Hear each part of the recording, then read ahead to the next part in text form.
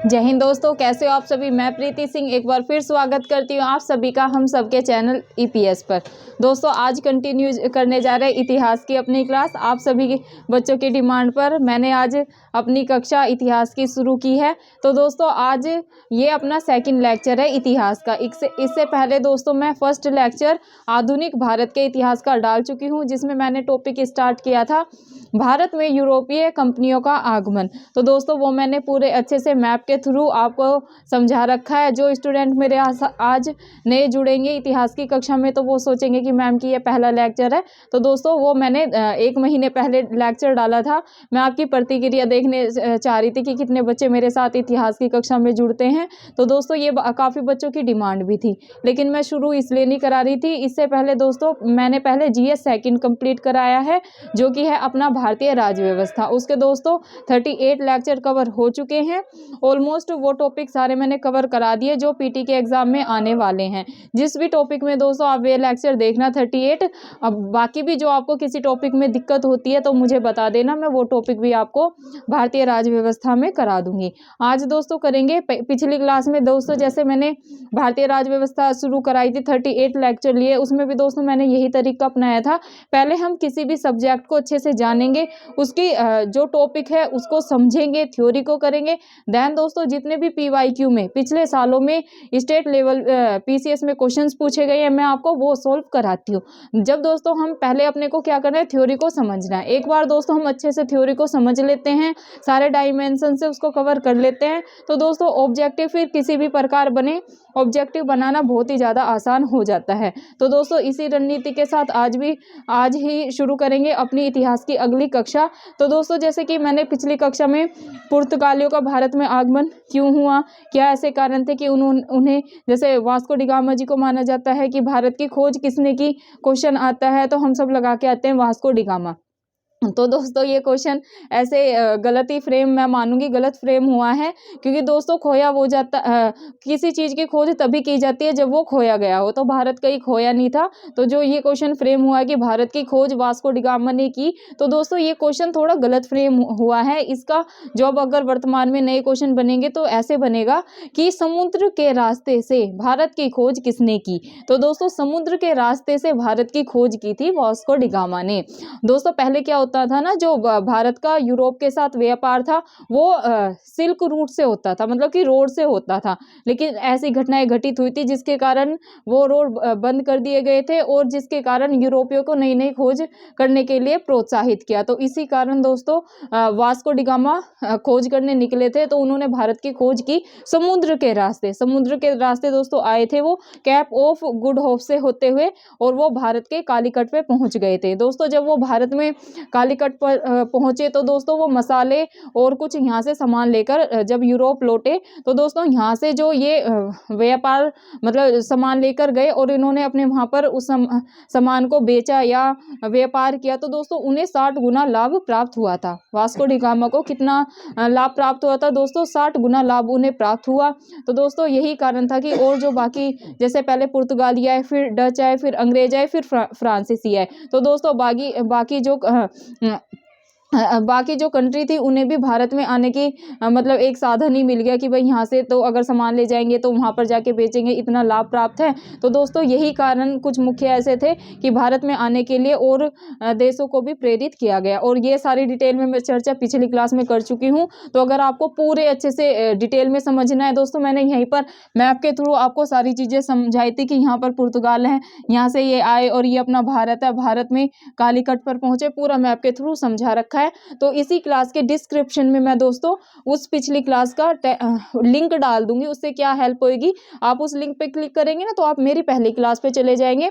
वहां आप देखना पुर्तगालियों के आगमन को अच्छे से समझाया है, उन्होंने कहां पर फैक्ट्री स्टार्ट की, क्या ऐसे कारण थे कि वो भारत में समुद्री रास्ते से पूरा डिटेल में समझा रखा है। तो दोस्तों आज जैसे कि हम थ्योरी कवर कर चुके हैं, फिर हम क्या करते हैं, तो दोस्तों फिर करते हैं हम उस टॉपिक के ऑब्जेक्टिव सोल्व। तो दोस्तों आज हम शुरू करने जा रहे हैं भारत में पुर्तगाली, भारत में यूरोपियों के आगमन के जितने भी क्वेश्चंस PYQ में स्टेट लेवल PCS में पूछे गए हैं और जो आने की संभावना है दोस्तों, आज इस कक्षा में हम पूरे वो कंप्लीट कर लेंगे। एक बात और बता दूं दोस्तों, अभी अपने एग्जाम बहुत ज़्यादा करीब है। फरवरी में अपना BPSC का एग्जाम है और मई में दोस्तों जैसे कि आप सभी को पता होगा UP PCS का भी कैलेंडर जारी हो चुका है। अपना 14 मई को UP PCS का एग्जाम है और दोस्तों MP PCS का एग्जाम भी अपना मई में कंडक्ट होने वाला है। तो दोस्तों अभी अपने को रफ्तार तेज करनी है, तो हम पॉइंट टू पॉइंट चीज़ों को कवर करेंगे। अभी दोस्तों अपने पास 4 महीने बचे हैं, तो मैं कोशिश तो ऐसे करूँगी कि जैसे कि मेरा तरीका मैंने आपको स्टार्टिंग से ही बताया था कि हम प्री कम मेंस पढ़ेंगे, कि हम ऐसे चीज़ों को कवर करेंगे मेंस के अकॉर्डिंग ही कि उससे हमारा प्री भी निकल जाए। लेकिन दोस्तों जैसे कि 4 महीने ही एग्जाम में बचे हैं और बहुत से बच्चों की डिमांड है कि मैम PT करा दे, क्योंकि दोस्तों अगर PT पास होगा तभी हमें मेंस लिखने का अवसर मिलेगा। लेकिन हम अभी भी ऐसे ही तैयारी करेंगे। मैं पहले आपको टॉपिक की थ्योरी समझाऊंगी, देन दोस्तों उसके ऑब्जेक्टिव सोल्व करेंगे। तो इससे क्या होगा, अपना ना सिर्फ PT पास हो जाएगा आराम से, अपना मेंस भी हम करते हुए साथ साथ चलेंगे। क्योंकि 3 महीने बाद क्या है दोस्तों, मई के 3 महीने बाद है अपना मेंस का एग्जाम। तो दोस्तों पहले ही बता दूं, देखो अगर आप चाहते हैं कि अपना, जैसे मैं भारत का इतिहास शुरू कराने जा रही हूँ, तो अगर आप चाहते हैं कि मैं इसका सिलेबस आपके साथ डिस्कस करूँ एक क्लास में, तो मैं वो भी कर दूंगी। मैंने अच्छे से टॉपिक कर रखे हैं, क्योंकि भारत का इतिहास आपको पता है 3 पार्ट्स में डिवाइड है। कितने पार्ट्स में डिवाइड है? 3। हाँ, ये तो आप सभी को पता है। भारत का जो इतिहास है दोस्तों, भारत का इतिहास डिवाइड है 3 पार्ट्स में। 3 पार्ट्स में करके दोस्तों हमें इसको पढ़ना है। क्या है? प्राचीन भारत का इतिहास, फिर मध्यकालीन और दोस्तों फिर है आधुनिक, मॉडर्न हिस्ट्री। दोस्तों जो अपना प्राचीन भारत का इतिहास है, इसमें दोस्तों हमें स्टेट लेवल PCS के लिए कितने टॉपिक पढ़ने हैं दोस्तों? इसमें पढ़ने हैं अपने को 15 टॉपिक, 15 टॉपिक दोस्तों हमें पढ़ने हैं प्राचीन भारतीय इतिहास के। कितने टॉपिक दोस्तों? 15 टॉपिक पढ़ने हैं हमें प्राचीन भारत के इतिहास के। दोस्तों 20 टॉपिक हैं मध्यकालीन भारतीय इतिहास के। कितने? 20 टॉपिक हैं मध्यकालीन भारतीय इतिहास के।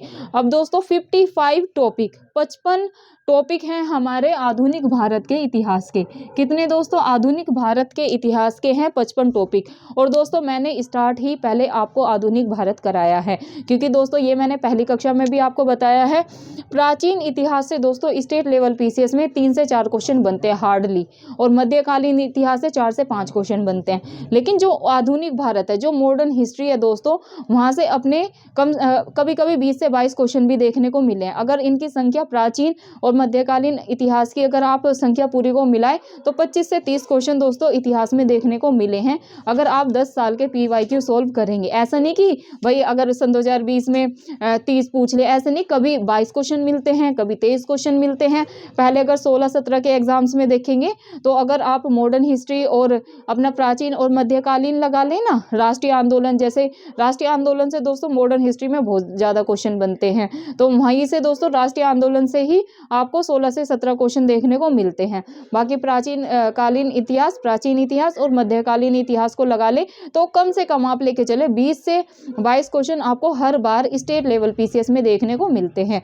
ऐसे ही दोस्तों अपना GS सेकंड का है, इंडियन पॉलिटी में भी दोस्तों 20 से 22 क्वेश्चन, कभी कभी 23-24 क्वेश्चन भी देखने को मिले हैं, तो वो तो मैंने कवर करा दिया GS सेकंड। अब ऐसे ही दोस्तों शुरू करेंगे अपना इतिहास में दोस्तों मैंने बता दिया भाई, प्राचीन से देखो आप इतना प्राचीन पढ़ोगे, 15 टॉपिक पढ़ोगे, तब आपके 2-3 क्वेश्चन तैयार होंगे, और उनका भी पता नहीं, क्या पता जो हम टॉपिक तैयार कर रहे हो वहां से आए या ना आए, श्योरिटी नहीं है। लेकिन मैं ऐसा नहीं कह रही कि प्राचीन नहीं करेंगे, प्राचीन और मध्यकालीन भी दोस्तों हम जरूर कवर करेंगे। लेकिन उससे पहले अपने को दोस्तों जहां से ज्यादा क्वेश्चन बनते हैं ना, हमें वो अपने मुट्ठी में कर लेने हैं। अब ज्यादा क्वेश्चन कहां से बनते हैं? ज्यादा क्वेश्चन बनते हैं दोस्तों आधुनिक भारत के इतिहास से। अगर आपको यकीन नहीं है तो आप PYQ देख लेना, आप जिस भी स्टेट लेवल के PCS की तैयारी कर रहे हैं, आप 10 साल के PYQ उठा के देखना, आपको मॉडर्न हिस्ट्री से ही ज्यादा क्वेश्चन देखने को मिलेंगे। तो दोस्तों जो ये 55 टॉपिक है, पहले हम इन्हें कवर करेंगे। अब 55 टॉपिक है तो दोस्तों आप लगा लो 1 महीने में मैं कोशिश करूंगी 1 से डेढ़ 1 महीना, हाँ जनवरी में मैं अपना ज़्यादा से ज़्यादा, जैसे किसी दिन 2 क्लास ले ली, किसी दिन जैसे एक ही टॉपिक लिया, पहले टॉपिक समझा दिया फिर ऑब्जेक्टिव करा दिए। तो दोस्तों मैं ऐसे करके 1 महीने में पूरा मॉडर्न हिस्ट्री को कवर कराने की कोशिश करूँगी। देन दोस्तों 1 महीने में हम प्राचीन और मध्यकालीन भी शुरू कर देंगे, लेकिन वहाँ पर हम डिटेल में चर्चा नहीं करेंगे, वहाँ पर हम ऑब्जेक्टिव लगा लेंगे कि भाई जहाँ-जहाँ से टॉपिक से क्वेश्चन बने हैं उनके सारे ऑब्जेक्टिव आपको सोल्व करा दूँगी। अब दोस्तों इसमें है 55 टॉपिक, किसमें? आधुनिक भारत में है दोस्तों 55 टॉपिक। पहला ही टॉपिक है दोस्तों भारत में यूरोपियों का आगमन, इसकी थ्योरी समझा चुकी हूँ। आज दोस्तों करेंगे इसके ऑब्जेक्टिव। देन दोस्तों कल है सेकंड टॉपिक है इसका ईस्ट इंडिया कंपनी और बंगाल के नवाब। क्या दोस्तों? ईस्ट इंडिया कंपनी और बंगाल के नवाब। थर्ड है दोस्तों क्षेत्रीय राज्य, जैसे मैसूर हो गया, ये इन सब के बारे में चर्चा करेंगे। फिर है दोस्तों गवर्नर जनरल, यहाँ से भी काफ़ी क्वेश्चन बनते हैं। तो दोस्तों इनको हम टॉपिक वाइज टॉपिक कवर करेंगे। अगर आप चाहते हैं कि मैं आपको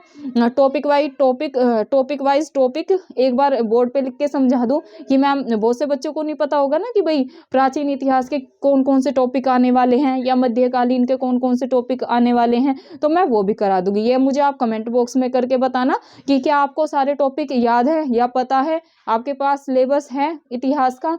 मतलब जो पहले ही बताया था मैंने कि भाई अगर आप स्टेट लेवल पीसीएस की तैयारी कर रहे हैं या कोई भी एग्जाम्स की तैयारी कर रहे हैं तो सिलेबस को निकलवाना है, उस पर 2 दिन काम करना है। बाय द वे अगर आपके पास नहीं है, क्योंकि अभी हम मॉडर्न हिस्ट्री कर रहे हैं, अगर आपको नहीं पता है कौन कौन से टॉपिक करने हैं तो मुझे बता देना, मैं एक दिन अच्छे से आपको लिख के समझा दूंगी कि भाई कौन कौन से टॉपिक आने वाले हैं। तो दोस्तों आज तो करते हैं हम भारत में यूरोपियों का आगमन के ऑब्जेक्टिव ऑफ। कल दोस्तों करेंगे ईस्ट इंडिया कंपनी और जो बंगाल के नवाब हैं उन सबको कवर। दोस्तों पहला ही क्वेश्चन है, इसमें पूछा गया है पीवाईक्यू में, भारत में यूरोपियों के आने का क्रम हमें बताना है कि भारत में कौन कौन से पहले कौन आए, भारत में जो यूरोपीय हैं इनके आने का क्रम क्या था, भारत में पहले कौन व्यापार करने, फिर कौन आए, फिर कौन आए, फिर कौन आए, ऐसे करके दोस्तों क्रम में लगाने को आ जाते हैं। कैसे क्रम में आएंगे आपको दे देंगे, पहले ऐसे दे देंगे फ्रांस और यहाँ पर दे देंगे आपको अंग्रेज, यहाँ दे देंगे आपको डच, यहाँ दे देंगे पुर्तगाली, और दोस्तों फिर बोलेंगे कि इनको कालानुक्रम में लगाए। तो दोस्तों अगर आपको ये सारे याद होंगे कि पहले कौन आए थे भारत में व्यापार करने, फिर कौन आए थे, तभी आप इसका अच्छे से कालानुक्रम में लगा पाएंगे और अपने आंसर को सही कर पाएंगे। तो दोस्तों पहले आए थे पुर्तगाली। कौन आए थे दोस्तों?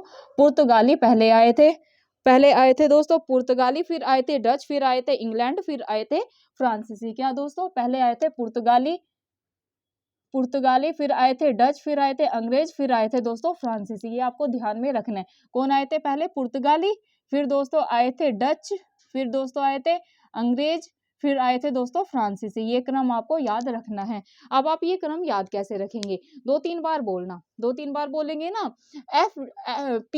PDEF। क्या दोस्तों? PDEF। क्या दोस्तों? PDEF। पुर्तगाली, डच, अंग्रेज, फ्रांसीसी, PDF। आप मुझसे हमेशा PDF मांगते हैं ना कि मैडम PDF सेंड कर दो, PDF सेंड कर दो, तो आप ऐसे भी याद कर सकते हैं। आपको फिर उसमें थोड़ा ऐड क्या करना है, P तो आपको याद है, PDEF, EF, PDF। हम तो वैसे PDF होता है ना, PDF, F E नहीं होता है, तो आप E और जोड़ दो, बोलता तो ऐसे ही है ना कुछ, PDEF, PDEF 2-3 बार बोलेंगे ना तो याद हो जाएगा। P से पुर्तगाली, D से डच, E से अंग्रेज और F से फ्रांसीसी। आप ये क्रम फिर कभी नहीं भूलोगे, PDEF से याद कर लेना। अब दोस्तों ये क्वेश्चन पहले PCS में पूछा जा चुका है, इनके क्रम से लगाने को आते हैं। आपको ये आगे पीछे दे देंगे, जैसे अभी मैंने आपको लिख के दिखाया, फिर बोलेंगे इनको कालानुक्रम लगाए या कालक्रम से लगाए। तो आपको अगर सीक्वेंस याद है ना तभी लगा पाएंगे। मूव करते हैं दोस्तों नेक्स्ट क्वेश्चन पे, जो कि है किस पुर्तगाली गवर्नर ने, कौन सा ऐसा पुर्तगाली गवर्नर था जिसने ब्लू वाटर पॉलिसी, मतलब कि हिंदी में है नीले जल की नीति, नीले पानी की नीति, नीले जल आ जाए या पानी आ जाए, समानार्थी है ना, पानी को जल भी कहते हैं, तो आ जाए नीले पानी की नीति या नीले जल की नीति किसने लागू की या अपनाई? तो दोस्तों ये अपनाई थी फ्रांसिस्को डी अल्मेडा भी आ जाए ना तो भी लगा देना, अल्मेडा। आप याद रखेंगे अल्मेडा ने ब्लू वाटर पॉलिसी अपनाई थी। किसने?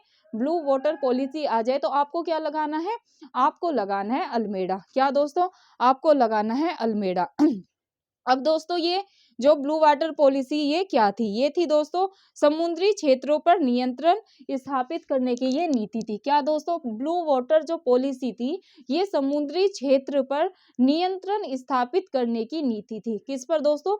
समुद्री क्षेत्र पर नियंत्रण स्थापित करने की नीति थी। इधर दोस्तों इधर है बंगाल की खाड़ी, आप सभी को पता है बंगाल की खाड़ी। इधर है दोस्तों अपना अरब सागर, अरब सागर, और दोस्तों इधर है अपना हिंद महासागर। क्या है दोस्तों? इधर है अपना हिंद महासागर, ये हो गया अपना हिंद महासागर। तो दोस्तों जो ये ब्लू वाटर पॉलिसी थी ये अपना स्टार्ट की थी फ्रांसिस्को डी अल्मेडा ने। दोस्तों इसने ये स्टार्ट क्यों की थी? ये दोस्तों हिंद महासागर के भारतीय क्षेत्र के द्वीपों पर अपना नियंत्रण स्थापित कर उस क्षेत्र में अपने जहाजी बेड़े को मजबूत बनाने का इसने प्रयास किया था।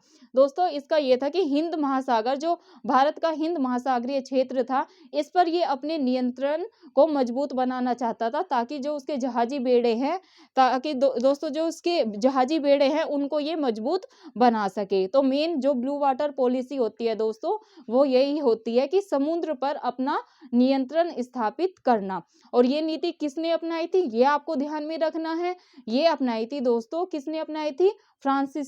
फ्रांसिस्को डी अल्मेडा, ये आपको ध्यान में रखना है। और दोस्तों यहाँ ये ब्लू वाटर पॉलिसी बहुत ही ज्यादा महत्वपूर्ण है। आपको 2-3 ऑप्शन में देंगे कि जो ब्लू वाटर पॉलिसी है ये किसने अपनाई। आपको एक में दे देंगे फ्रांसिस्को डी अल्मेडा, सेकंड दे देंगे अल्बुकर्क, थर्ड दे देंगे आपको अपना ये नूनो दा कूना। 3-4 ऑप्शन में देंगे। तो अगर आपको पता है कि भाई ब्लू वाटर पॉलिसी अल्मेडा ने बनाई तब तो ठीक है, नहीं तो आप अल्बुकर्क में और अल्मेडा में कंफ्यूज हो जाएंगे। तो आप बस यही चीज बैठा ले कि भाई अगर ब्लू वाटर पॉलिसी आएगी तो आप क्या लगाएंगे? आप लगाएंगे अल्मेडा। अल्मेडा को बैठा ले माइंड में, तो आपका गलत नहीं होगा। मूव करते हैं दोस्तों नेक्स्ट क्वेश्चन पे। अब दोस्तों हाँ एक चीज और बता दूं, ये गवर्नर के क्रम भी पूछ लेते हैं कि पहले गवर्नर कौन थे, सेकंड कौन बने, थर्ड कौन बने। तो दोस्तों आपको पुर्तगालियों के जो गवर्नर का क्रम है ये याद रखना है। फ्रांसिस्को डी अल्मेडा, ये दोस्तों ये थे पहले गवर्नर। फ्रांसिस्को डी अल्मेडा थे पहले गवर्नर। और अगर दोस्तों दूसरे गवर्नर पूछ ले तो दूसरे गवर्नर थे अल्बुकर्क। दोस्तों दूसरे गवर्नर कौन थे? ये थे अल्बुकर्क, ये आपको ध्यान में रखना है। तीसरे अगर पूछ ले दोस्तों तो तीसरे थे नूनो दी कूना। नूनो दी कूना तीसरे गवर्नर थे। ये दोस्तों आपका गवर्नर का ना क्रम भी याद रखना है, यहाँ से भी क्वेश्चन पूछ लेते हैं। अब दोस्तों आपको ना एकदम हिस्ट्री बोरिंग नहीं लगेगी अगर देखो सीक्वेंस से याद करना है। जैसे गवर्नर है भाई पहले अल्मेडा, दूसरे अल्बुकर्क, ऐसे नाम है ना अल्मेडा, अल्बुकर्क और कूना, ऐसे करके याद कर लेना। अगर गवर्नर के क्रम से आए तो आप 2-3 बार रिपीट करेंगे ना तो वैसे याद हो जाएगा। मूव करते हैं दोस्तों नेक्स्ट क्वेश्चन पे जो कि है अल्बुकर्क ने गोवा को 1510 में किससे छीना था? क्या दोस्तों? अल्बुकर्क अल्बुकर्क ने गोवा को 1510 में किससे छीना था? तो दोस्तों ये छीना था बीजापुर के सुल्तान से। किससे दोस्तों? बीजापुर के सुल्तान से अल्बुकर्क ने 1510 में गोवा को छीना था। अब दोस्तों ये जो अपने सुल्तान थे, बीजापुर के सुल्तान थे, ये कौन थे उस टाइम? तो दोस्तों आदिल शाह से अल्बुकर्क ने 1510 में गोवा को छीना था। ये आपको ध्यान में रखना है। क्वेश्चन कैसे बना था दोस्तों पीसीएस में? ऐसे बना था अल्बुकर्क ने गोवा को 1510 में किससे छीना था? तो एक तो आपको यही ध्यान में रखना है कि भाई बीजापुर के सुल्तान से छीना था। अब बीजापुर के सुल्तान कौन थे उनका आपको नाम भी ध्यान में रखना है। ये थे दोस्तों आदिल शाह। कौन थे दोस्तों? आदिल शाह। मूव करते हैं दोस्तों नेक्स्ट क्वेश्चन पे जो कि है वर्ष 1498 में वास्को डी गामा भारत कहाँ उतरा था? तो दोस्तों समुद्र के रास्ते से, मैंने आपको बताया कि समुद्र के रास्ते से वास्को डी गामा ने भारत की खोज की। कब की? 1498 में दोस्तों जो वास्को डी गामा था ये समुद्र के रास्ते से, पुर्तगाल से समुद्र के रास्ते से भारत के दक्षिण तट के कालीकट पर पहुंचा था। कहां पर पहुंचा था दोस्तों? ये क्वेश्चन पीसीएस में पूछा जा चुका है, तो आप लगाएंगे कालीकट। देखो ये एमपी पीसीएस में पूछा गया है और यूपी पीसीएस सन 2016 में दोस्तों ये ऑलरेडी क्वेश्चन पूछा जा चुका है। तो आप अगर आ जाएगा कि भाई कालीकट पर पहले तो यही पूछेंगे कि भाई जो वास्को डिगामा है 1498 में, पहला क्वेश्चन ऐसे आ जाए कि वास्को डिगामा भारत के कालीकट पर कब पहुंचा, डेट दे दे। 1494, 1498, 1450 ऐसे करके पहले तो आपको डेट ही याद रखना है कि भाई 1498 में जो वास्को डिगामा है ये भारत के दक्षिण तट पर कालीकट पर पहुंचे थे। सेकंड क्वेश्चन दोस्तों डायरेक्ट ऐसे बना है, वर्ष 1498 में वास्को डिगामा भारत कहाँ उतरा था? तो दोस्तों ये उतरे थे भारत के दक्षिण तट कालीकट में। कहाँ पर? कालीकट पर ये उतरे थे, ये आपको ध्यान में रखना है।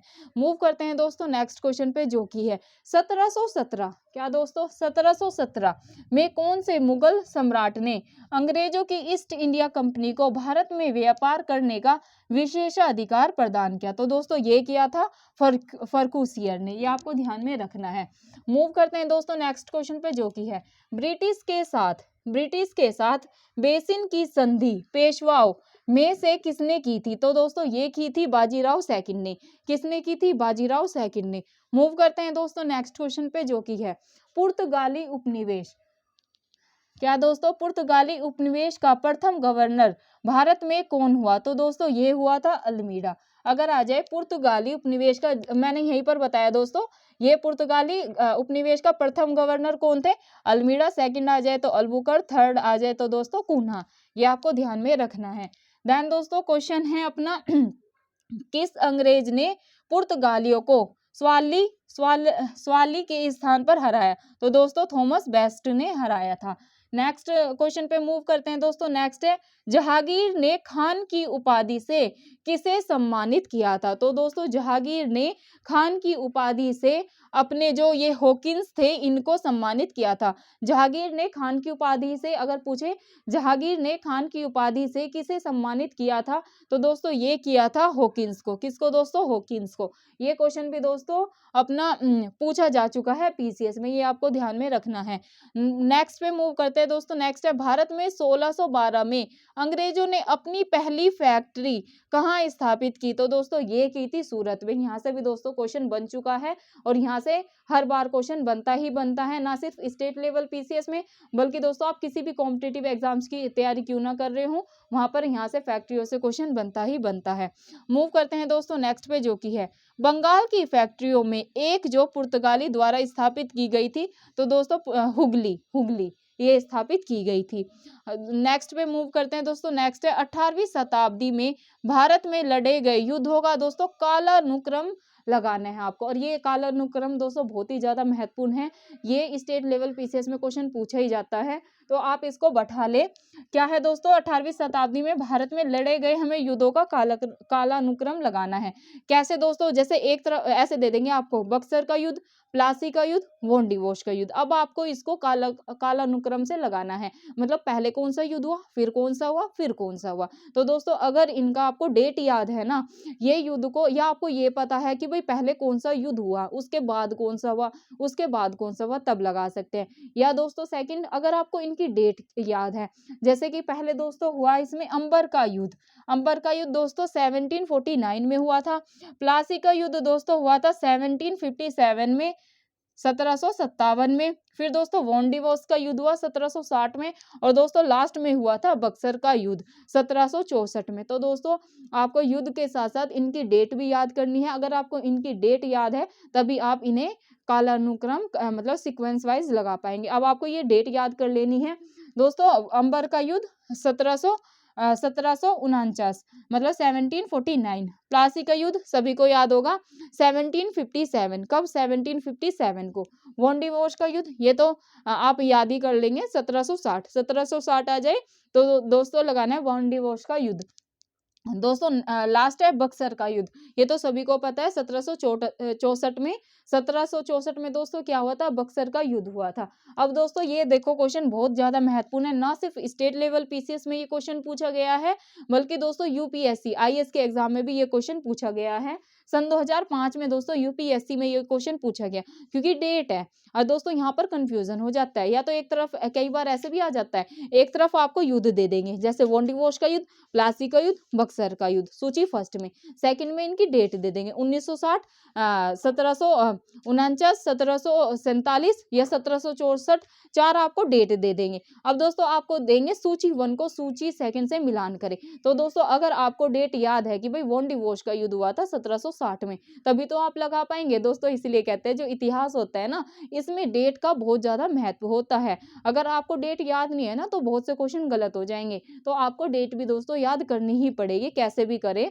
तो वो हम ऐसे 3-4 बार वैसे भी पढ़ते हैं ना दोस्तों, याद हो जाती है, इतनी बड़ी बात नहीं है। तो ये दोस्तों क्वेश्चन यूपीएससी में पूछा जा चुका है और अपने स्टेट लेवल में भी पूछा जा सकता है और पूछा भी गया है। तो आप इसको अच्छे से कर ले, या तो सूची में करके दे देते हैं या फिर कालानुक्रम लगाने को दे देते हैं। मूव करते हैं दोस्तों नेक्स्ट पे, जो कि है भारत में फ्रांसीसियों ने पहला कारखाना कहाँ लगाया। भारत में बात हो रही है फ्रांसीसियों की। भारत में फ्रांसीसियों ने अपना पहला कारखाना कहाँ लगाया था। तो दोस्तों ये लगाया था सूरत में। मूव करते हैं दोस्तों नेक्स्ट पे, जो कि है 15 अगस्त 1947 के बाद भारत का कौन सा भाग पुर्तगालियों के अधीन बना रहा। तो दोस्तों ये बना रहा था गोवा। गोवा ये दोस्तों आजादी के बाद भी दोस्तों पुर्तगालियों के अधीन बना रहा था। ये आपको ध्यान में रखना है। मूव करते हैं दोस्तों नेक्स्ट पे, जो कि है लंदन में ब्रिटिश ईस्ट इंडिया कंपनी के गठन के समय भारत का बादशाह कौन था। तो दोस्तों भारत के बादशाह थे उस टाइम पे अकबर। ये आपको ध्यान में रखना है। मूव करते हैं दोस्तों नेक्स्ट क्वेश्चन पे, जो कि है अब देखो मैं वॉन डिवोर्स का युद्ध दोस्तों आपको बता ही रही थी, ये काफी महत्वपूर्ण है। एक तो ये याद रखना है वॉन डिवोर्स का युद्ध कब हुआ था, 1960 में हुआ था। अब दोस्तों ये किन किन के बीच में हुआ था। ये दोस्तों ब्रिटिश और फ्रेंच के बीच में हुआ था। इसमें क्या हुआ था दोस्तों, ब्रिटिश ने फ्रेंच को हरा दिया था। ब्रिटिश की जीत हुई थी और फ्रेंच की हार हुई थी। ये आपको ध्यान में रखना है। कई बार ऐसे भी पूछ लेते हैं वॉन डिवोर्स का युद्ध किन किन के बीच में हुआ, तो आप क्या लगाएंगे भाई, ब्रिटिश और फ्रेंच के बीच में ये युद्ध हुआ था और ब्रिटिश विजयी हुए थे और जो फ्रेंच था दोस्तों जो फ्रेंच था इसको हार का सामना करना पड़ा था। और कब हुआ था, ये 1960 में हुआ था। ये आप अपने माइंड में बैठा लें। मूव करते हैं दोस्तों नेक्स्ट पे, जो कि है 1611 में अंग्रेजी ईस्ट इंडिया कंपनी को कहाँ कारखाना खोलने की इजाजत दी गई। तो दोस्तों ये दी गई थी अपना मसूलीपट्टनम में। कहाँ दोस्तों, मसूलीपट्टनम में। ये आपको ध्यान में रखना है। नेक्स्ट पे मूव करते हैं दोस्तों। नेक्स्ट है फ्रांसीसियों द्वारा पांडिचेरी को कब मुक्त किया गया। तो दोस्तों पांडिचेरी को फ्रांसीसियों द्वारा मुक्त किया गया था अपना 1954 में। कब दोस्तों, 1954 में। मूव करते हैं दोस्तों नेक्स्ट क्वेश्चन पे, जो कि है किस युद्ध के पश्चात डचों का भारत में आधिपत्य पूर्णतः समाप्त हो गया। तो दोस्तों वेदरा का युद्ध हुआ था 1759 में। इसके बाद दोस्तों अपना जो युद्ध के बाद डचों का भारत में आधिपत्य समाप्त हो गया था। अगर ये आ जाए, अगर क्वेश्चन को आराम से समझिएगा, किस युद्ध के पश्चात डचों का भारत में आधिपत्य जो अधिकार था वो पूरी तरह समाप्त हो गया था। तो दोस्तों वेदरा के युद्ध के बाद डचों का भारत में पूर्णतः जो आधिपत्य था वो समाप्त हो गया था। ये आपको ध्यान में रखना है। अब दोस्तों जो ये वेदरा का युद्ध है ये कब हुआ था, ये हुआ था 1759 में।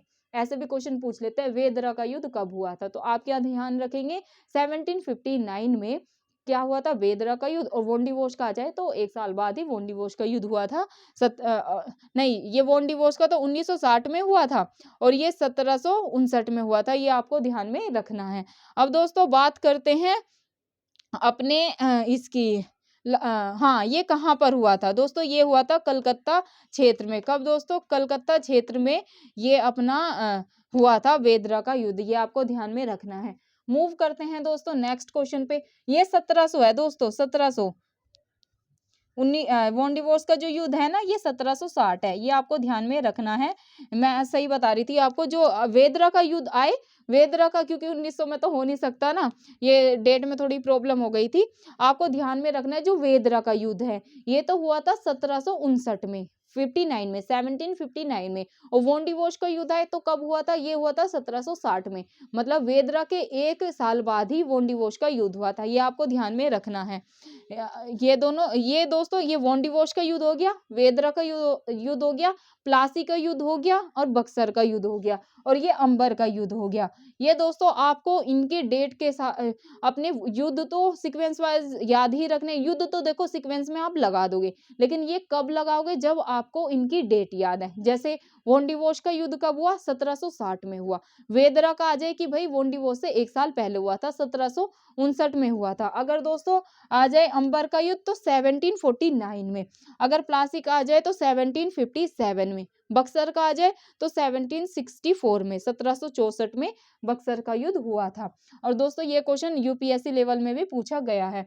नेक्स्ट पे मूव करते हैं दोस्तों। नेक्स्ट क्वेश्चन है कर्नाटक युद्ध का तात्कालिक कारण क्या था? जो कर्नाटक का दोस्तों युद्ध हुआ था, प्रथम कर्नाटक का प्रथम युद्ध हुआ था, इसका तात्कालिक कारण क्या था? तो दोस्तों इसका तात्कालीन कारण था अंग्रेजों द्वारा फ्रांसीसी जहाजों का अधिग्रहण। दोस्तों अंग्रेजों के द्वारा जो फ्रांसीसी के जहाज थे उनका अधिग्रहण कर लिया गया था, इसलिए दोस्तों कर्नाटक का प्रथम युद्ध हुआ था। मूव करते हैं दोस्तों नेक्स्ट क्वेश्चन पे, जो की है यूरोप वासियों को सर्वोत्तम सोरा प्लस अफीम कहाँ से प्राप्त होता था? क्या है दोस्तों क्वेश्चन? जो अपने यूरोपवासी थे, इन्हें सर्वोत्तम कोटि का जो अपना अफीम होता है और शोरा होता है, ये कहाँ से प्राप्त होता था? तो दोस्तों ये होता था बिहार से। और दोस्तों ये बीपीएससी में क्वेश्चन पूछा जा चुका है। नेक्स्ट पे मूव करते हैं दोस्तों। नेक्स्ट है ईस्ट इंडिया कंपनी के दीवानी प्रदान की थी। क्या दोस्तों ईस्ट इंडिया कंपनी को दीवानी प्रदान की थी? तो दोस्तों ये की थी शाह आलम द्वितीय ने। किसने दोस्तों? शाह आलम द्वितीय ने। मूव करते हैं दोस्तों नेक्स्ट क्वेश्चन पे, जो की है एक द्वीप पर निर्मित भारत का बड़ा नगर है। एक द्वीप पर निर्मित भारत का बड़ा नगर कौन है दोस्तों? ये है मुंबई। ये भी दोस्तों क्वेश्चन काफी महत्वपूर्ण है। अब दोस्तों ये थे आज के, हाँ अभी कुछ सूची के क्वेश्चन करवाती हूँ। ये थे जो स्टेट लेवल पीसीएस में क्वेश्चन पूछे गए हैं, कैसे पूछे गए हैं वो मैंने बता दी। अब दोस्तों सूची से भी ना, जैसे मैंने आपको जैसे युद्ध कराए ना, युद्ध से भी दोस्तों सूची से क्वेश्चन आते हैं। एक तरफ आपको युद्ध दे देंगे, जैसे वोंडिवोश का युद्ध 1759 दे देंगे इसके सामने, और वेदरा का युद्ध को सामने दे देंगे 1760, फिर दे देंगे अपना ये प्लासी का युद्ध और बक्सर का युद्ध। ऐसे डेट को ना आगे पीछे करके दे देंगे आपको, कहेंगे फिर सूची फर्स्ट का सूची सेकंड से मिलान करें। तो दोस्तों वो मिलान तभी आप कर पाएंगे जब आपको ये युद्ध याद हैं और ये कब कब हुए याद हैं। तो दोस्तों आप अच्छे से मिलान कर सकते हैं। लेकिन सूची फर्स्ट और जो सूची सेकंड के क्वेश्चन होते हैं ना दोस्तों, ये काफी इंटरेस्टिंग होते हैं। अगर आपको कई बार तो एक से ही आंसर निकल जाता है कि अगर आपको वोंडिवोश का युद्ध याद है और आपने लगा दिया 1760, तो और ऑप्शन भी मिल जाते हैं। जैसे ए बी सी ऑप्शन में होगा क्या कि भाई ए का सी, बी का डी, ऐसे करके ऑप्शन में होते हैं। कई बार तो एक से निकल जाता है, एक से नहीं निकलता तो दो से निकल जाएगा कि भाई वोंडिवोश का युद्ध पता है आपको, वेदरा का पता है। कई बार दोस्तों दो से भी नहीं निकलता, कई बार तीन से। ये थोड़ा एग्जामिनर और किस्मत भी मान लो, आप किस्मत के ऊपर है कि भाई कई बार तो दो से भी निकल जाता है, कई बार एक से भी, और कई बार अगर आपको तीन ही पता है ना राइट, तब भी कर पाओगे। तो दोस्तों आपको 2 से 3 ऑप्शन पता ही होना चाहिए, तो आप सूची फर्स्ट सूची सेकंड के आराम से बना लेते हैं। मोस्टली तो मैंने देखा है स्टेट लेवल पीसीएस में, अगर आपको 2 पता है ना तो आप ऑप्शन ऐसे करके एलिमिनेट करके भी हो जाता है। और कई बार एक ही मिलाओगे ना कि भाई अपना प्लासी का युद्ध इस दिन मतलब इस डेट को हुआ था, तो उसी से बाकी ऑप्शन भी निकल जाते हैं। बाकी आप एलिमिनेशन मेथड से भी कर सकते हैं। अब दोस्तों बात करते हैं महत्वपूर्ण सूचियों की। यहाँ से भी दोस्तों स्टेट लेवल पीसीएस में क्वेश्चन बने हैं। जैसे सूची फर्स्ट का सूची सेकंड से मिलान करें। एक तरफ है दोस्तों कंपनी, दूसरी तरफ है व्यापारिक केंद्र। तो दोस्तों इससे कैसे, जैसे मैंने बताया अभी तो युद्ध का बताया, एक तरफ युद्ध दे देंगे, एक तरफ स्थापना दे देंगे कि भाई कब ये शुरू हुआ था। अब यहाँ पर है दोस्तों एक तरफ कंपनी है, एक तरफ है व्यापारिक केंद्र। कंपनी है दोस्तों पुर्तगाली ईस्ट इंडिया कंपनी, इसके आगे लिखा है गोवा, मतलब व्यापारिक केंद्र है। British east India company Kolkata, French east India company दोस्तों पालुचेरी। तो दोस्तों अगर आपको पता है कि भाई जो अपना पुर्तगाली ईस्ट इंडिया कंपनी है, इसका व्यापारिक केंद्र गोवा है, तो आप राइट आंसर लगा के आएंगे। ब्रिटिश का है दोस्तों कोलकाता व्यापारिक केंद्र, फ्रांस का था दोस्तों पाड़ीचेरी। ये आपको ध्यान में रखना है, ये सीक्वेंस से ही है, ये मैंने सीक्वेंस से ही लगा दिया कि आप याद कर ले। बाकी दोस्तों इन्हें आगे पीछे दे देंगे, जैसे गोवा यहाँ लिख दिया, गोवा यहाँ लिख दिया, और अपना फिर यहाँ लिख दिया पांडिचेरी। तो दोस्तों अगर आपको पता है कि भाई पुर्तगाली ईस्ट इंडिया कंपनी व्यापारिक केंद्र इसका गोवा है, तभी आप लगा पाएंगे। तो दोस्तों ये आपको सीक्वेंस ऐसे याद कर लेने हैं और फिर कैसे भी दे फिर तो आप राइट करके ही आएंगे। देन दोस्तों एक तरफ यूरोपीय व्यापारिक कंपनी है, दूसरा स्थापना दिवस है कि जैसे पुर्तगाली ईस्ट इंडिया कंपनी है, इसकी स्थापना कब हुई। डच है, डच ईस्ट इंडिया कंपनी है, इसकी स्थापना कब हुई। तो एक तरफ आपको व्यापारिक कंपनी देंगे, एक तरफ इसका स्थापना दिवस देंगे। तो भी दोस्तों ये मैंने सामने सामने लिखे है। पुर्तगाली ईस्ट इंडिया कंपनी की दोस्तों स्थापना हुई थी 1498 में। British British British east India company की स्थापना हुई थी दोस्तों, ये तो आप सभी को पता होगा, ये हुई थी 1600 में। डच की हुई थी दोस्तों 1602 में और फ्रेंच की आपको याद करनी है 1664 में। ये तो दोस्तों हो गई अपना यूरोपीय व्यापारिक कंपनी और इनकी स्थापना दिवस। यहाँ से दोस्तों क्वेश्चन बनता ही बनता है। तो दोस्तों ये काफी महत्वपूर्ण क्वेश्चन है, इनको आपको एकदम कंठस्थ कर लेने, अच्छे से इस वीडियो को देखना है और दोस्तों वीडियो को स्किप नहीं करना है, अंत तक वीडियो को देखेंगे तभी सारी चीजें कवर होंगी। और दोस्तों इससे बाहर ऑब्जेक्टिव नहीं बनेंगे, ऑलमोस्ट मैंने सारे कवर करा दिए हैं। तो जो भी आप जैसे पीसीएस के एग्जाम देखेंगे ना, तो पीवाईक्यू देखना, आपको खुद पता चल जाएगा कि मैम क्रम से भी क्वेश्चन पूछा गया है और जो जो आपने क्वेश्चन कराए यहाँ से क्वेश्चन पूछे गए हैं। अब दोस्तों अगर इसके कई बार मुख्यालय से भी आ जाते हैं, तो जैसे पुर्तगाली ईस्ट इंडिया कंपनी का मुख्यालय कहाँ पर है। तो दोस्तों अगर आ जाए पुर्तगाली ईस्ट इंडिया कंपनी का मुख्यालय कहाँ पर है, तो आप क्या लगाएंगे, गोवा में। दोस्तों इसका मुख्यालय था गोवा में। ब्रिटिश ईस्ट इंडिया कंपनी का पूछ ले तो दोस्तों इनका मुख्यालय था कोलकाता में, ये आपको ध्यान में रखना है। डच का पूछ ले तो दोस्तों डच का था नागपट्टनम में। और फ्रेंच का आपसे पूछ ले तो दोस्तों इसका मुख्यालय था पांडिचेरी में, ये आपको ध्यान में रखना है। तो दोस्तों ये थी आज की अपनी आधुनिक भारतीय इतिहास की कक्षा। अब दोस्तों पहली क्लास में मैंने आपको इसकी थ्योरी कराई, आज मैंने आपको क्या करा दिया, आज मैंने दोस्तों आपको कराया इसका ऑब्जेक्टिव। कल करेंगे दोस्तों ईस्ट इंडिया कंपनी और जो बंगाल के नवाब थे। दोस्तों ऐसे हर क्लास में हम टॉपिक वाइज टॉपिक्स कवर करते हुए जाएंगे। कल दोस्तों इनके जो मैंने टॉपिक बताया ईस्ट इंडिया कंपनी और बंगाल के नवाब, दोस्तों ये टॉपिक आपको खुद भी पढ़ना है, तभी आप कक्षा को और अच्छे से कनेक्ट कर पाएंगे। आपको खुद से देखना है कि भाई कैसे यहाँ से क्वेश्चन बने हैं। कल दोस्तों मैं जो कल मैंने अभी आपको टॉपिक बताया, इसकी कल मैं आपको थ्योरी करवाऊंगी। देन दोस्तों परसों की क्लास में मैं आपको क्या कराऊंगी, यहाँ से जैसे भी पीवाईक्यू में क्वेश्चन बने हैं वो सोल्व कराऊंगी और जो आने की संभावना है वो आपको सोल्व करा दूंगी। तो दोस्तों ऐसे ही हम इतिहास को भी कवर करेंगे। तो मुझे फीडबैक जरूर देना कि आपको ये क्वेश्चंस कैसे लगे और जो आपको मैंने पहले अपनी भारत में पुर्तगालियों का आगमन आपको कक्षा कराई थी वो आपको कैसी लगी। और दोस्तों आगे भी आप मुझे बताना, देखो आप मुझे बताएंगे, क्योंकि अभी जैसे मैं लाइव क्लासेस नहीं ले रही हूँ, मैं अपनी वीडियो शूट करके डालती हूँ। अगर मैं लाइव क्लास लूँ तो मुझे बच्चों की क्वेरी वैसे पता चल जाए, लेकिन अभी भी आपके पास ऑप्शन है, आप मुझे कमेंट बॉक्स में करके बता सकते हैं कि भाई कुछ सुधार की जरूरत है या मैं मेरे पढ़ाने का तरीका आपको अच्छा लग रहा है कि ऐसे ही चलो मैम कि पहले आप थ्योरी जैसे करवाते हैं फिर ऑब्जेक्टिव ऐसे ठीक है, या आप अगर ये बोलेंगे कि मैम हाँ आप हमें जैसे चैप्टर के क्वेश्चन के फॉर्म में ही करा दो, जैसे मैं थ्योरी करवाती हूँ ना, थ्योरी समझाती हूँ फिर आपको ऑब्जेक्टिव कराती हूँ। अगर आप मुझे ऐसे बोलेंगे ना कि मैम जैसे अपने भारतीय राष्ट्रीय आंदोलन है, अगर हमने भारतीय राष्ट्रीय कांग्रेस में आपको करा रही हूँ, उसके अगर आप ये बोलेंगे ना कि मैम आप जैसे भी पीवाईक्यू में क्वेश्चंस बने हैं उन्हीं के आधार पर आप हमें पूरा पीवाईक्यू सोल्व करा दें और जो आने की संभावना है वो क्वेश्चन करा दें, तो आप मुझे ये बताना कि मैं थ्योरी जैसे थ्योरी प्लस अपना ये चल रहे हैं ऑब्जेक्टिव सोल्व कराते हुए चले या सिर्फ मैं आपको जो महत्वपूर्ण क्वेश्चन है वो सोल्व कराऊं। तो दोस्तों जैसे आप बोलेंगे मैं वैसे करा दूंगी, मुझे कोई दिक्कत नहीं है।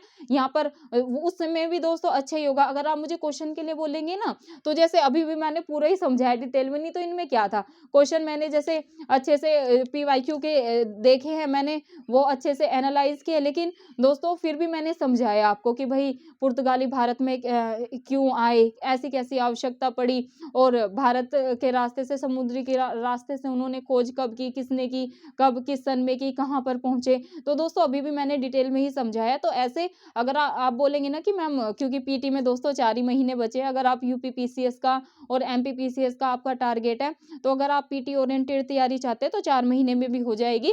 तो उसमें हम क्या करेंगे, ऑब्जेक्टिव लूँगी अच्छे से पीवाईक्यू में जो बने हैं, क्योंकि दोस्तों मेरा तो यही है, मैंने 10 साल के अपने यूपी पीसीएस के पीवाईक्यू सोल्व कर रखे हैं, तो मुझे पता है कि कहाँ-कहाँ से क्वेश्चन बने हैं। तो दोस्तों मैं वैसे ही आपको क्वेश्चन करवा दूँगी और डिटेल में समझा दूँगी, साथ-साथ डिटेल में समझाते हुए चलूँगी। तो ये मुझे आप कमेंट करके बताना कि फिर उसमें एक हमारी क्लास बच जाएगी, जो मैं पहले थ्योरी करवाती हूँ ना, समझाती हूँ। फिर क्वेश्चन के साथ-साथ क्वेश्चन भी तैयार होते हुए चलेंगे और थ्योरी भी समझाते हुए चलूँगी। तो दोस्तों फीडबैक ज़रूर देना कि आज की आपको अपने भारतीय इतिहास की कक्षा कैसी लगी, आधुनिक भारतीय इतिहास की। आगे भी दोस्तों हम ऐसे ही कक्षा करेंगे और जल्द से जल्द मैं बच्चों की काफ़ी डिमांड है कि मैम ज्योग्राफी भी स्टार्ट करा दें, तो ज्योग्राफी भी शुरू कर दूँगी। दोस्तों जो मैंने नोट्स तैयार किए हैं अपने आधुनिक भारत के और जो भी मैं करंट अफेयर के नोट्स तैयार कर रही हूँ, अब मैं डेली टू डेली वो अपने टेलीग्राम पे आपको शेयर कर दूँगी। तो आज जैसे डिस्क्रिप्शन में मैं अपना टेलीग्राम लिंक डाल दूँगी और जो भारत में यूरोपियों का आगमन की पहली कक्षा वो भी डाल दूँगी, क्योंकि काफ़ी बच्चों ने वो नहीं देखी होगी। तो जब आप वो कक्षा देखेंगे इसको अच्छे से कनेक्ट कर पाएँगे। तो दोस्तों आपको टेलीग्राम लिंक से जॉइन होना है और अगर वीडियो अच्छी लगे तो वीडियो को लाइक कर देना। वीडियो को दोस्तों आपको लास्ट तक देखना है, जो चीज़ें याद हो जाती हैं वो नोट नहीं करनी है, जो याद नहीं हो रही है साथ-साथ दोस्तों आपको नोट करते हुए चलना है, क्योंकि आप सभी को पता है अब ज़्यादा टाइम नहीं बचा है। आपको जोश और जुनून अपना और तेज करना होगा, ताकि हम अपना पीसीएस जो भी आपका टारगेट है, जिस भी पीसीएस का टारगेट है वो जल्द से जल्द अचीव कर पाएँ। दोस्तों अभी अपने को बहुत ज़्यादा मेहनत करनी है, क्योंकि टाइम ज़्यादा नहीं बचा है। 1 मिनट भी अपने को दोस्तों वेस्ट नहीं करना है। तो आपको ज़्यादा पढ़ाई पे और ज़्यादा से ज़्यादा अपने रिवीजन पर फोकस करना है। तो दोस्तों ऐसे ही आप अपनी तैयारी करते रहें और अंत में यही कहूँगी, प्लीज़ दोस्तों ज़्यादा से ज़्यादा आपको वीडियो को शेयर करना है, ताकि हम दोस्तों जो भी हमारे छोटे बहन-भाई, हम उम्र या हमसे बड़े, जिनका भी सपना है एक सरकारी नौकरी पाने का दोस्तों, ताकि हम उनके सपने में अपना थोड़ा-सा योगदान दे पाएँ और दोस्तों वो अपना सपना ज़रूर साकार करें। और दोस्तों ये ना समझें कि ये सिर्फ़ स्टेट लेवल पीसीएस के बच्चों के लिए है। जो भी मेरे दोस्त SSC GD, SSC CGL, CPO की तैयारी कर रहे हैं, यूपीएसआई की तैयारी कर रहे हैं या दिल्ली पुलिस के एग्जाम्स की तैयारी कर रहे हैं, ये कक्षा दोस्तों आपको पूरी मदद करेंगी। क्योंकि अगर आप जैसे एसएससी के लिए बच्चे लूसेंट पढ़ते हैं ना, तो वहाँ पर भी ये आपको टॉपिक देखने को मिलेगा। भारत में यूरोपियों के आगमन से वहाँ पर भी क्वेश्चन बनते हैं। तो दोस्तों आप सभी भी ये कक्षाएं देख सकते हैं और कक्षा का भरपूर लाभ उठा सकते हैं। तो दोस्तों धन्यवाद, फिर मिलते हैं आपको कल की क्लास में। अच्छे से पढ़ाई करते रहे, खुश रहे और खुश होकर पढ़ाई करनी है, बिल्कुल भी नर्वस नहीं होना है। 100% फोकस अपनी पढ़ाई पर रखिए। धन्यवाद। फीडबैक जरूर देना कमेंट करके।